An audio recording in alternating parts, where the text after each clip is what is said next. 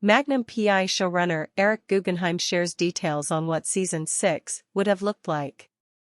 After a run that consisted of 96 episodes, 5 seasons, and 2 different broadcast networks, the Magnum P.I. reboot ended on January 3. NBC canceled the reboot in mid-2023, citing uncertainties related to the Hollywood strikes. But even if the story of Thomas Magnum, Jay Hernandez, and Juliet Higgins, Perdita Weeks, ended on a positive note, with potential wedding bells, Guggenheim says there was more story to be told. In comments to TV Line, showrunner Guggenheim opened up about what would have happened if Magnum P.I. hadn't been cancelled. The showrunner discusses what might have been the next chapter of Thomas and Juliet.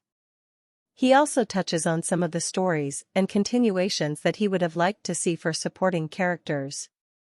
We actually didn't have a clear ending in mind for Magnum and Higgins in Season 5.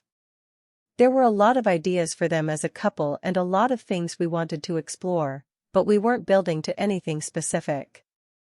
I was happy leaving room for discovery. It wasn't like Season 4, which we knew from the very start would probably end with them kissing. There was no timetable for their engagement. And yes, there definitely would have been fresh drama.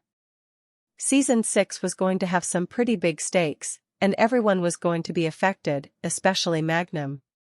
Rick and Kumu were obviously going to be in business together, as co-owners of La Mariana. But unlike TC, Kumu wasn't going to be a silent partner. She'd have opinions. So there was going to be a bit of friction there. With Kate enlisting, TC was going to have to transition into the role of being a military parent. He was also going to pass up getting a second chopper and get a tour boat instead.